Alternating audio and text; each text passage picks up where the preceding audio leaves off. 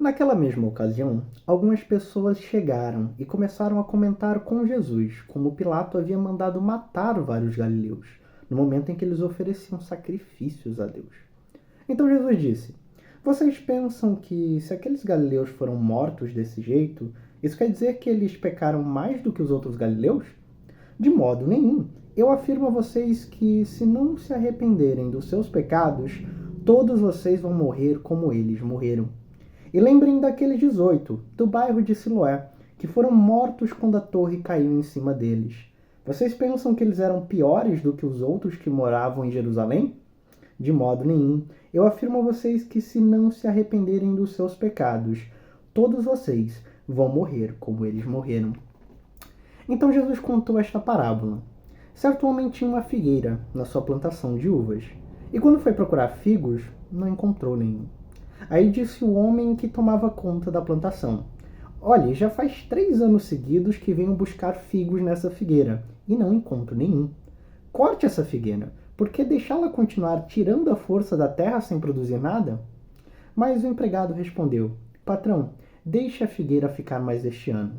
Eu vou afofar a terra em volta dela e pôr bastante adubo. Se no ano que vem ela der figos, muito bem. Se não der, então mande cortá-la. Primeiramente, peço desculpas pelo meu breve sumiço. Como vocês puderam ver aqui na comunidade do canal, estive doente, ainda não estou 100%, mas estou me recuperando.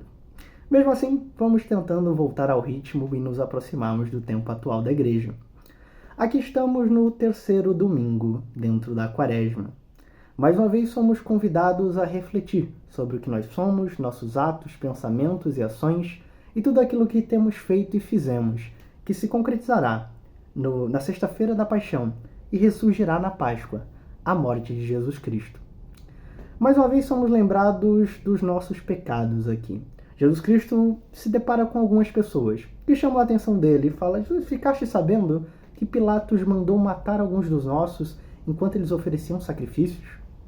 Bem, Jesus, conhecendo o coração deles, não sabia que era necessariamente uma breve preocupação sobre os acontecimentos locais, sobre a dor e a forma que o império se dirigia àqueles locais. Jesus sabia que eles estavam muito mais interessados em entender o porquê daquilo ter acontecido. Ou melhor, queriam uma confirmação do que eles achavam, isto é, que aqueles que tinham morrido eram mais pecadores, eram merecedores da morte, mereciam o castigo eterno por suas faltas, e que Pilatos, portanto, tinha ordenado algo que estava na vontade de Deus e aqueles homens mereciam morrer. Rapidamente Jesus Cristo retruca: Por acaso vocês acham que isso significa alguma coisa? Que aqueles homens eram mais pecadores do que qualquer um dos que estão aqui e, portanto, eles mereceram morte tão cruel e em um momento tão sagrado como sacrifícios? Jesus Cristo nos alerta e nos dá uma pancada bem dura aqui. Não tenham nenhum tipo de dúvidas. Todos nós, falando conosco, somos tão pecadores como aqueles. E ele reforça: lembrem-se daqueles de Siloé, um bairro ali da região, que morreram porque caiu. Literalmente, a construção caiu sobre eles. Pensem em tamanho desastre. Se por um lado nós temos um líder déspota, que literalmente assassina pessoas ao seu bel prazer, não respeitando nem mesmo o seu local de adoração. Em outro caso, nós temos um desastre. Uma construção existia, pessoas ali estavam. Ela desabou, 18 pessoas morreram. Jesus, ao mesmo tempo, nos lembra: vocês realmente acham que aconteceu isso com essas 18 pessoas porque elas eram muito pecadoras, mais pecadoras do que vocês? Jesus Cristo nos alerta de novo: tomem cuidado, vocês são tão pecadores como eles. E adiciona: se vocês não se arrependerem, sofrerão morte tal como esta. Claro, Jesus Cristo não está por acaso rogando praga sobre as pessoas. Afinal de contas, se assim o fosse, todos nós teríamos coisas desabando sobre nossa cabeça e ditadores matando a gente a cada semana. Não é o que acontece. Mas ele está falando de algo muito mais profundo e a sua parábola, que encerra esse trecho, explica. Existia uma vinha. Alguém plantava nessa vinha. E nessa vinha tinha também uma figueira. Essa figueira, ela há 3 anos não dava frutos. O dono desse terreno chega e fala: cara, tira essa figueira daqui. Ela só está consumindo a terra e ela está tirando algo que poderia ser mais produtivo, produzir mais uvas, algo que está dando certo. Por que a gente insiste em ter essa videira? Ter essa figueira, no caso. O trabalhador olha para o seu patrão, olha para o dono daquele terreno e diz: Deixe mais um tempo, mais um ano. Eu vou afofar a terra. Eu vou adicionar fertilizantes. Eu vou cuidar daqui. E se daqui ao próximo ano que seu voltar não tiver, então sim, será jogado fora. Como eu disse, Cristo não estava jogando para nós algum tipo de praga. Ele está falando da condenação eterna e a parábola deixa muito clara. Aqueles que não davam frutos há muito tempo, e aqui estamos falando dos filhos de Israel, aqueles que agora se achegam e talvez não estejam dando tantos frutos como somos nós. O tempo de Cristo na Terra, a sua mensagem, o seu evangelho aqui é um ano desse grande tempo da história, de um tempo que há de se findar, que nos alerta. Eu estou aqui durante um ano, cuidando da terra, fertilizando, ajudando vocês a darem frutos. Mas se nós não dermos frutos, bem, nós seremos cortados e lançados fora. A Quaresma é uma grande coleção de palavras duras, por assim dizer. Luteranos ganham a fama de pregar muito o evangelho, dizer apenas as coisas boas da salvação, então eis aqui uma série de mensagens que vão nos machucar. A mensagem é muito clara.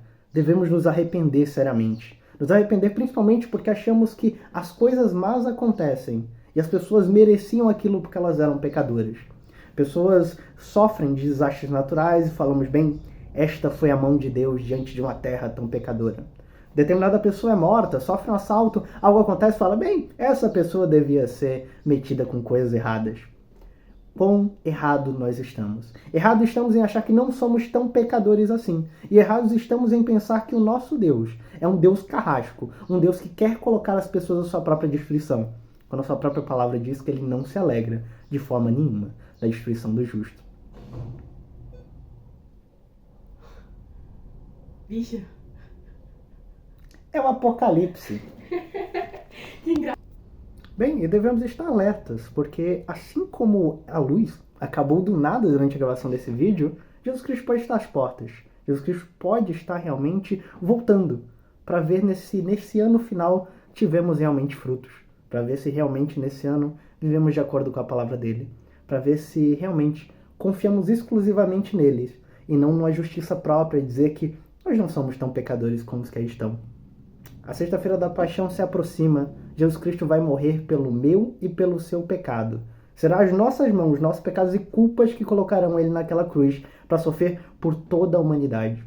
Mas ele há de ressuscitar. E essa é a beleza do Evangelho. Ele ressuscita não para que simplesmente andemos confiantes em nós mesmos, mas para que em novidade de vida produzimos frutos, ele possa chegar até a nós no grande dia e dizer, servo bom e fiel, entra na presença do seu Senhor. Ele nos ajudará. Assim como minha namorada agora segura a luz para que eu consiga terminar esse vídeo, ele nos ajudará a ficar firmes. Que essa mensagem venha para a nossa reflexão e venha também para nos alertar. Como o tempo é breve. 3 anos, nada foi feito. 1 ano, e ele já voltará. Estejamos alertas, estejamos cuidadosos. Olhemos para a cruz de Cristo, porque lá estão todas as respostas.